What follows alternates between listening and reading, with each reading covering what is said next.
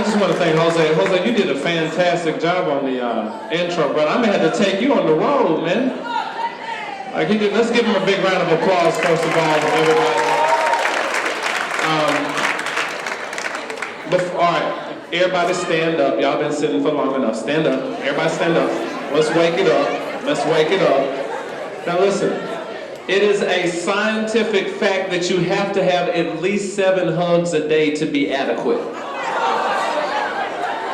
Go ahead, let's crank it up. Get 7 hugs in. I need some too. Come on. It's all right. Count them out.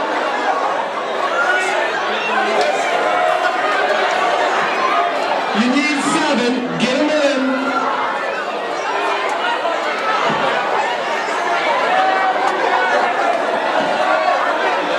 That's right, go ahead. There we go. Go ahead and be seated. That's right. Uh-oh.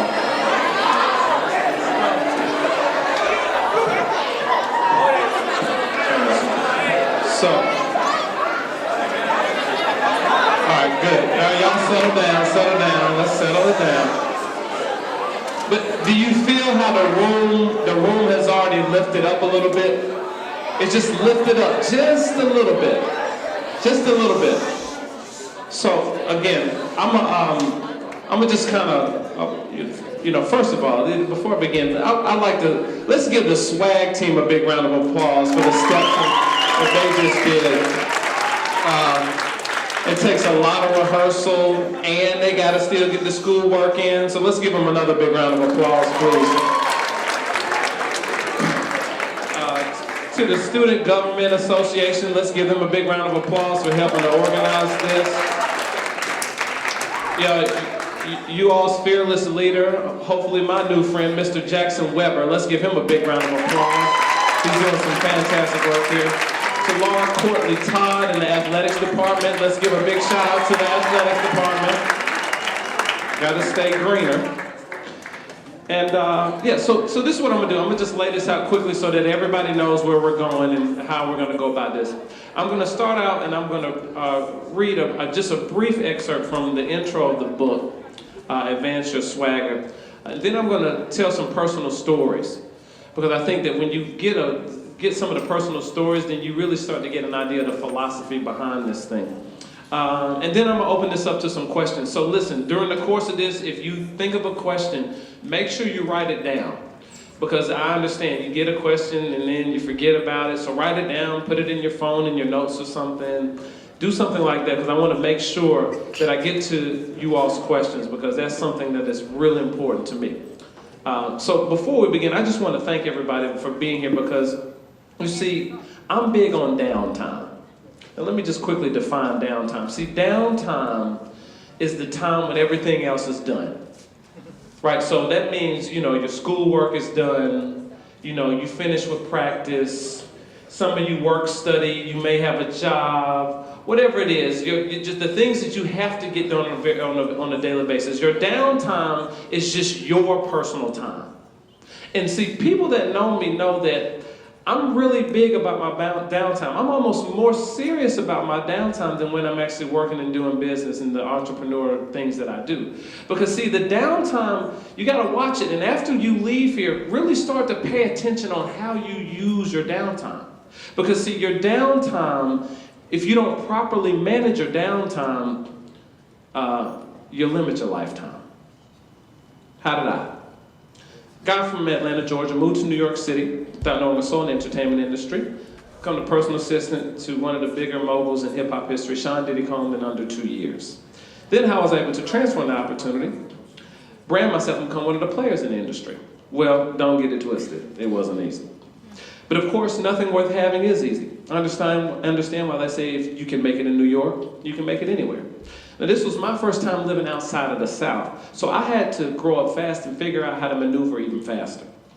Now I can attribute much of my success to 3 factors God gave me: manners, confidence, and style. I honestly believe we're living in the golden age of disrespect, a time when common courtesies are such as speaking to folks and smiling and saying please and thank you, are perceived as making men look soft and women look vulnerable. We rush past one another and think that any sign of kindness will be misconstrued as weakness. Looking hard is in, but that's not me. Now, manners was essential to my upbringing. I'm a Southerner. In my neck of the woods, you're trained to speak to everyone, and I wouldn't dare walk down the street without speaking to somebody in Atlanta or my neighbors, or walk past somebody without saying, excuse me. Now, understand, doing these things, it was like breathing to me. So when I did move to New York, I continued to be myself and use the manners that my parents and ancestors instilled in me. Now, admittedly, some people looked at me as if I were a visitor from Mars. But most thought it was refreshing. And I met a lot of influential people just because I followed the traditions of my youth, and manners became the first ingredient that set me apart from my peers. Now, I'm a Morehouse man.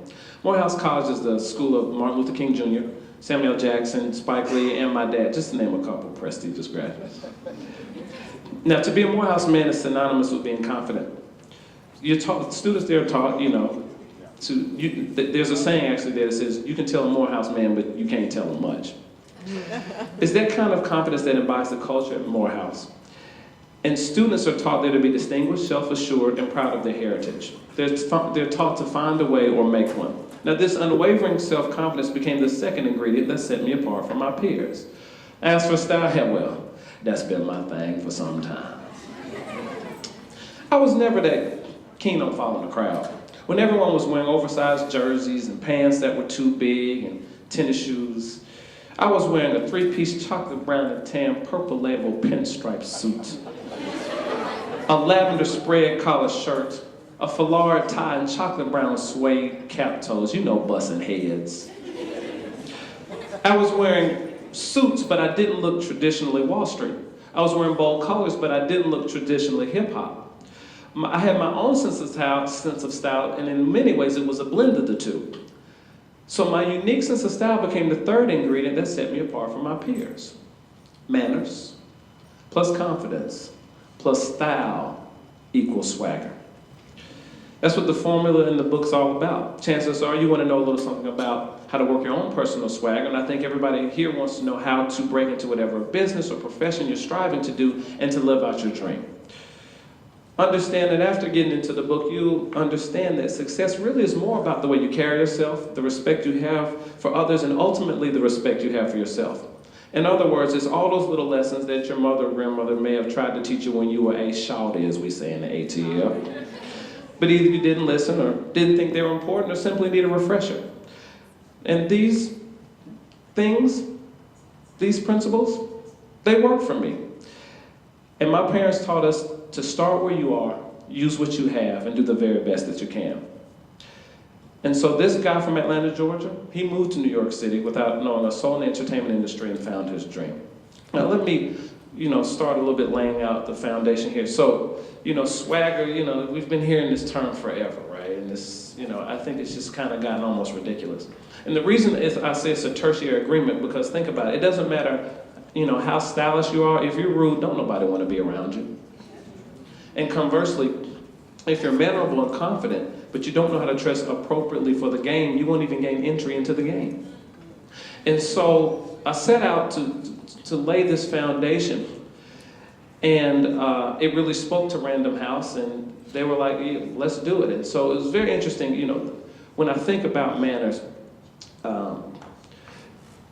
there's this quote, this African proverb that says, the brother or sister who does not respect the elders will not be allowed to eat with the elders. That's serious. Now think about it. So now in this tribe, if you weren't mannerable, you didn't eat. Because in this tribe, you had to eat with the elders.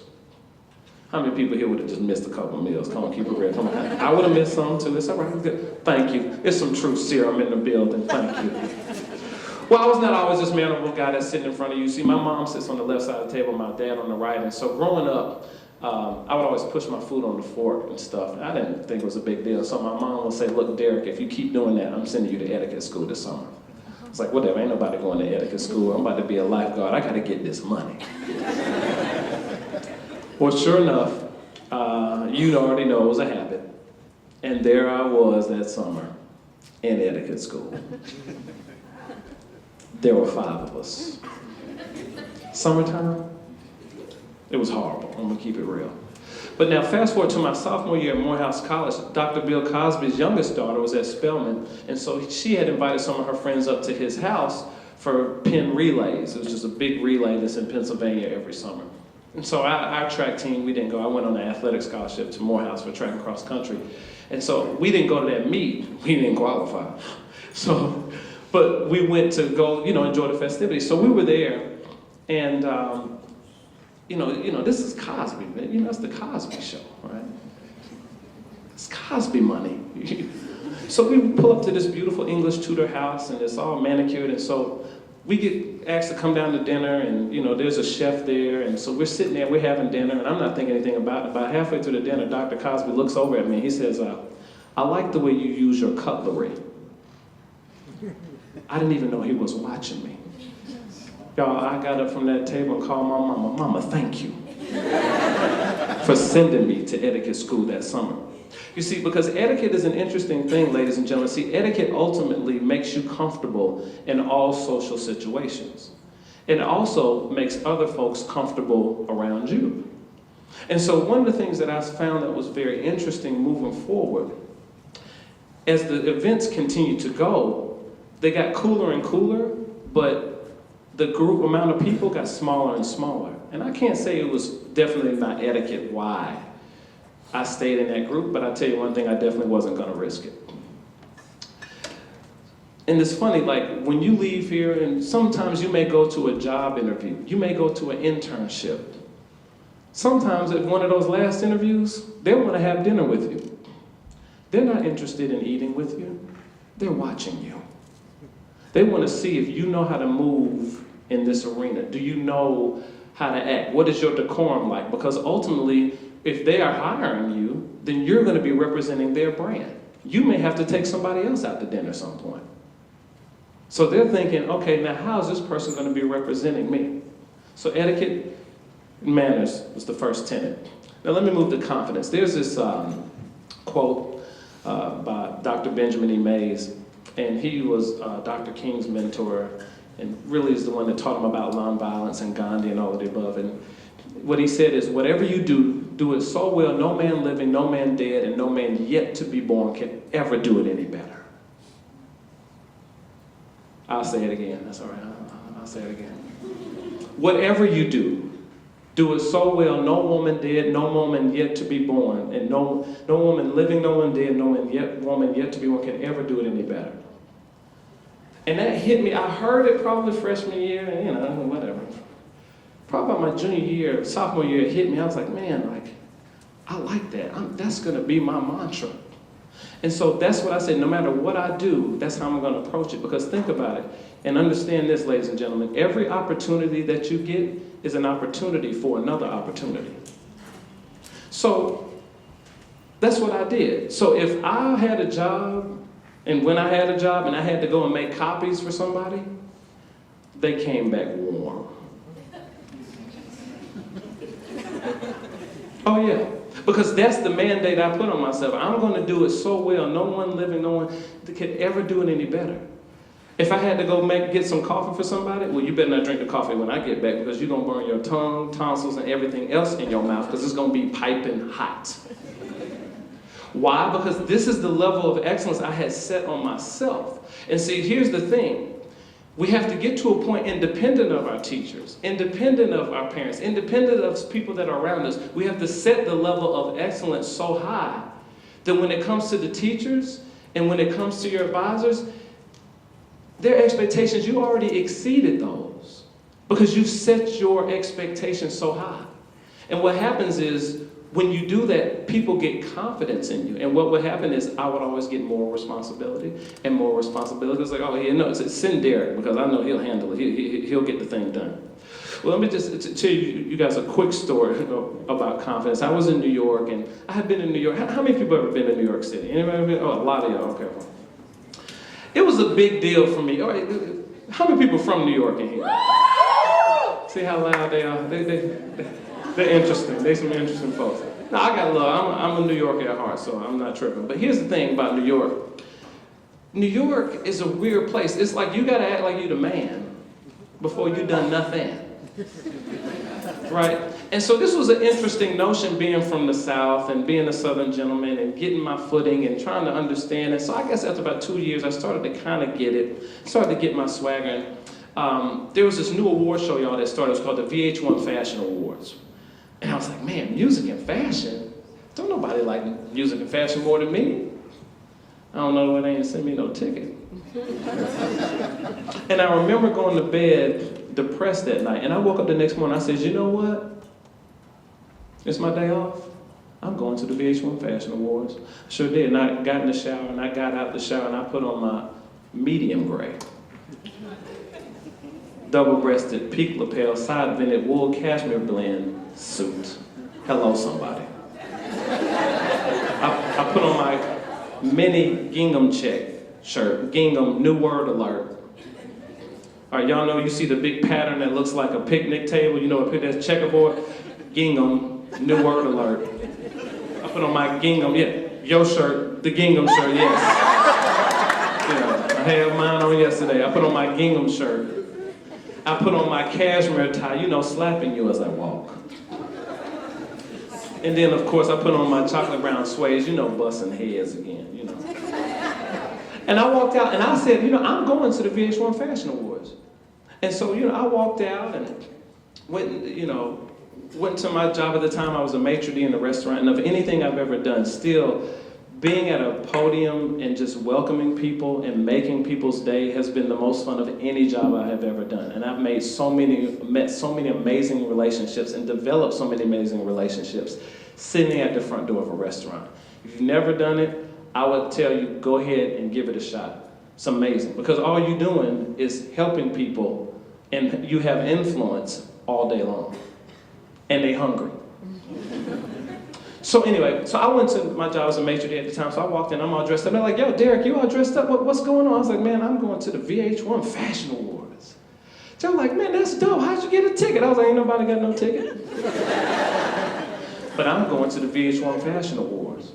And, you know, the show was live, and it was around the corner, so I started walking up, and you see all the people, stuff looking official. And there was this desk, so I walked up to the desk, and before I said something, this gentleman walks up, and he's like, yeah, I'm going to be doing Sharon Stone, in his English accent, pardon me. He said, I'm going to be doing Sharon Stone and Halle Berry's hair. So I looked like, okay, he ain't going to have no problem getting to the VH1 Fashion Awards. And so the young lady was like, no, it's actually not here. It's around the corner, 25th and Park Avenue South. And so he started walking the wrong direction. I was like, no, sir, you walk in the wrong direction. Follow me. I got you. So we walked up to this desk, and there was a lady there, and so he said who he was, and she handed him his credentials. And so then she looked at me, she said, now, are you here with him? For the life of me, I could not lie, I buttoned my jacket. I said, no, ma'am, I am not with him. But I'm here for my credentials. She looked at me up and down, and she grabbed a credential. You know, I took it quickly.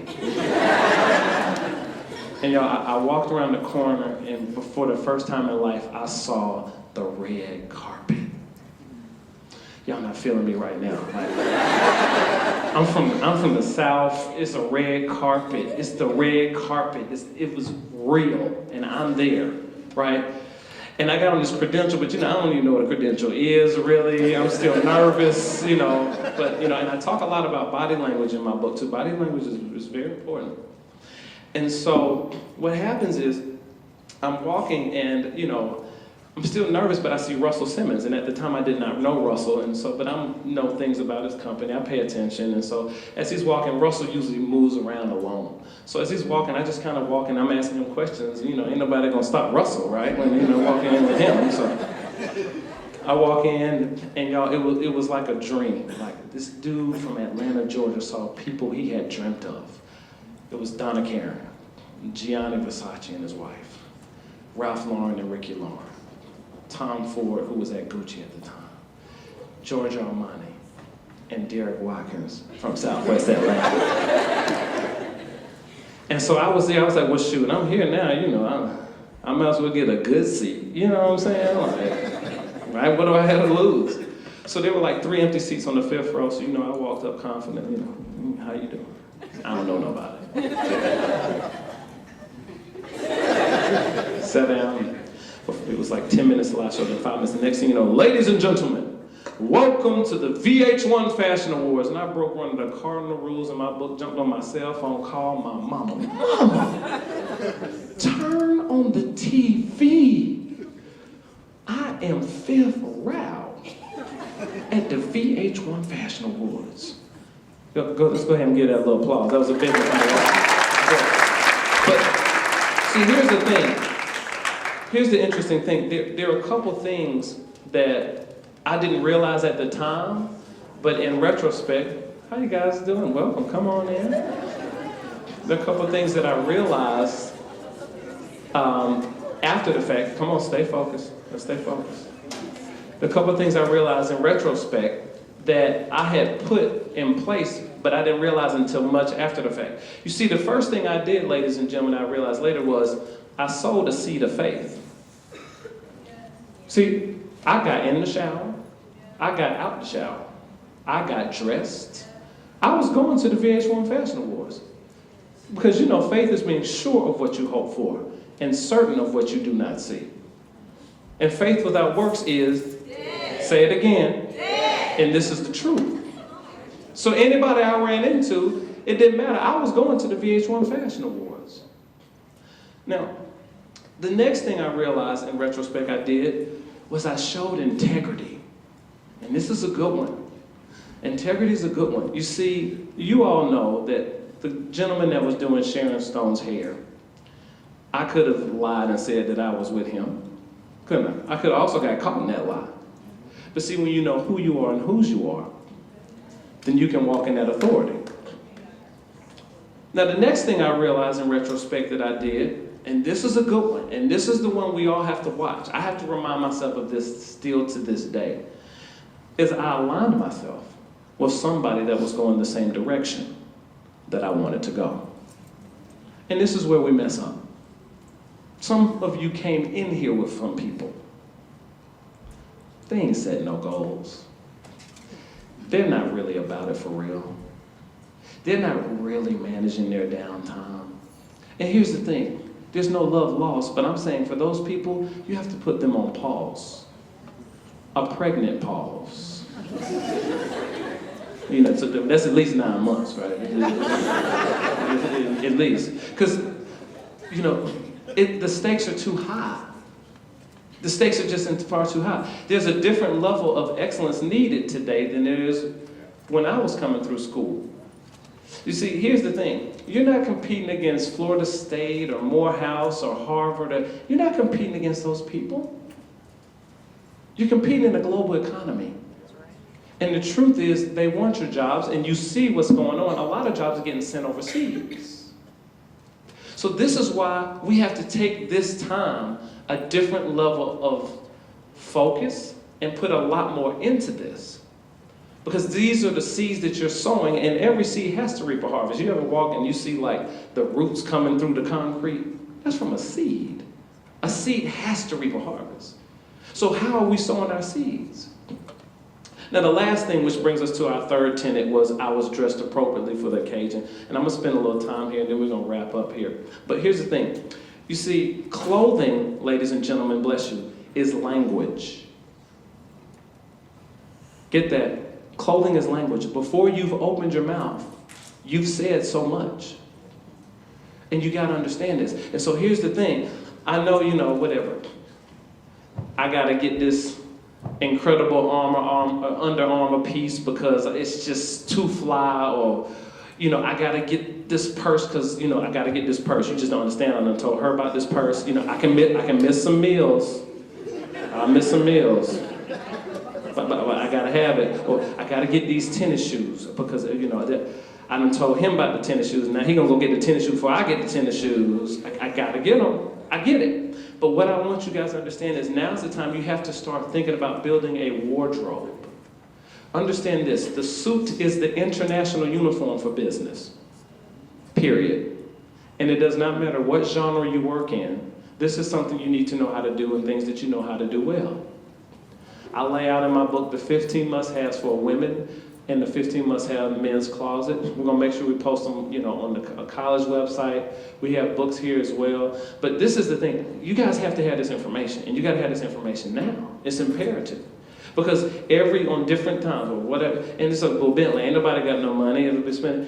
How many people go to vintage shops and thrift stores? Raise your hand. Okay, yeah, smart, brilliant people. You know how much old money's down here? You gotta not only go to those vintage shops, you need to get to know the people who own them and the sales associates, and you need to let them know what your sizes are and the things that you are working on to build your wardrobe. So that you have, when you go to work, people expect you to show up professional. It's not like you're gonna get a clothing budget, period. No job does that. There's an expectation that you're gonna show up professional. Now, why am I saying all this, ladies and gentlemen? I'm saying this because when I look at this room, I don't see color or gender. I see CEOs. Oh, okay, y'all don't, okay. You're gonna get this today, though. I said, when I look at this room, I don't see color or gender, I see CEOs. So there's somebody who got a revelation. It's all right, you're gonna get it. See, listen, the CEO, I'm gonna tell you, the CEO is the Chief Executive Officer. This is the head of the company. This is the president of the company. This is the top decision maker. This is the head. The whole idea of, I go through and then you get this job and then you work your way up and you play golf with this one and da-da-da-da-da. We're breaking that sacred cow today. That's not the truth. The truth is, you're a CEO and you're a CEO now.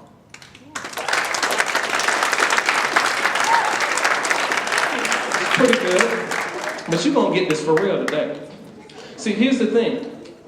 You're a CEO of your purpose while you're on this planet. Okay, I need everybody to vibe with me for a second. Close your eyes. Close your eyes, really close them. Just vibe with me for 2 seconds. Really close them. Really close them. I want you to see that goal, see that dream, whatever it is. I want you to really see it. Focus on it. Focus. Okay, you got it? Expand it. You want to be a professional athlete? Okay, yeah, you can do that on the team. You want to do computer programming? Okay, yeah, that's cool. Be Steve Jobs. Be the next Apple. Expand. Keep expanding. You want to be a nurse. You want to go into medicine. That's fine. Who says you can't own the hospital? Expand. Okay, now open your eyes. That was big, right? Like some of you saw some things that you probably have never even thought about or visualized, and some of you have vision boards and now you gotta redo your vision board. And here's the thing, as far as how you're supposed to get those things done, guess what, ladies and gentlemen? That is none of your business. You are not supposed to lean on your own understanding anyway. It will take some faith for you to get that thing, because within your own power, you will not be able to get it done. That's how you know you're working in your purpose. When you're too comfortable, you out of your purpose. It's time to push. You see, this whole idea of success and what's success and I just want to be.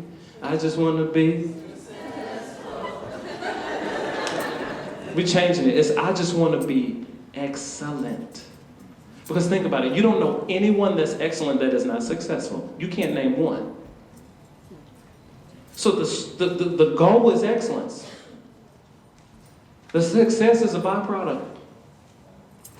And so that is where we got to keep our focus. Let's get to the CEO. We need you to get a revelation of a CEO. A CEO has what? A board of directors. If you didn't know, now you know. A CEO has a board of directors. Guess what, ladies and gentlemen? Every single one of you has a board of directors right now. Who you hang with. Uh-oh. Somebody just got a revelation of a CEO. Yes, when you get home, you need to fire some people. You need to fire some people. Not because you don't love them any less, it's because they are not contributing to the productivity of you enterprises. And you mean too much.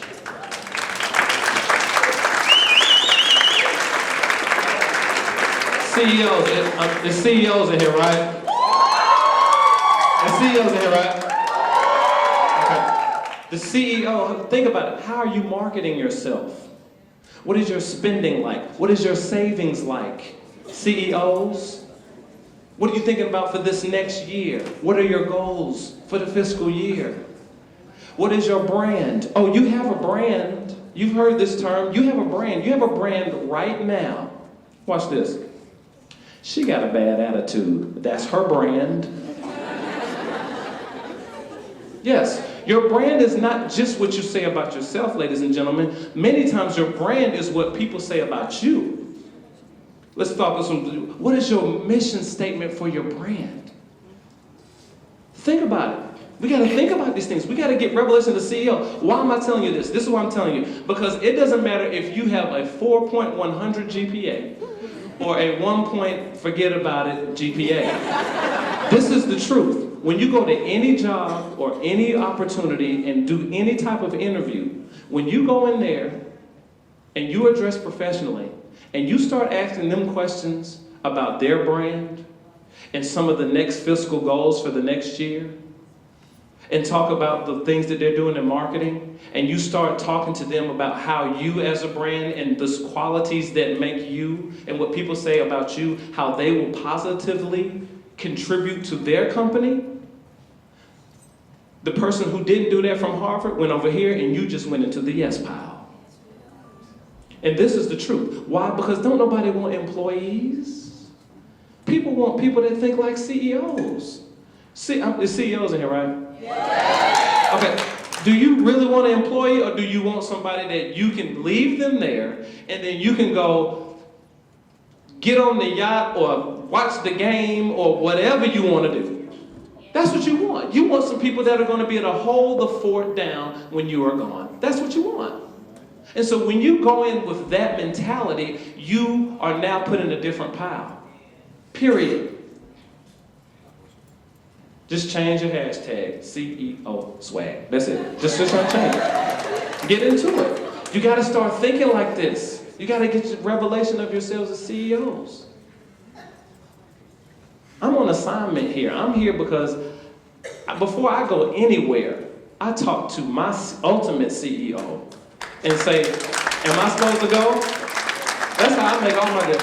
Okay, yeah, I see this money, but is this where I'm supposed to go? Okay, yeah, okay, I'm supposed to go there. And that's how I move. So you got to understand, for you all to be here today, hearing this, is very powerful. It's very powerful for you to even be here today. So, again, I'm going to close with that. I want to get to some questions. But again, God's gift to you is your life, and what you do with it is your gift back to God. Thank you all very much. If you have any questions.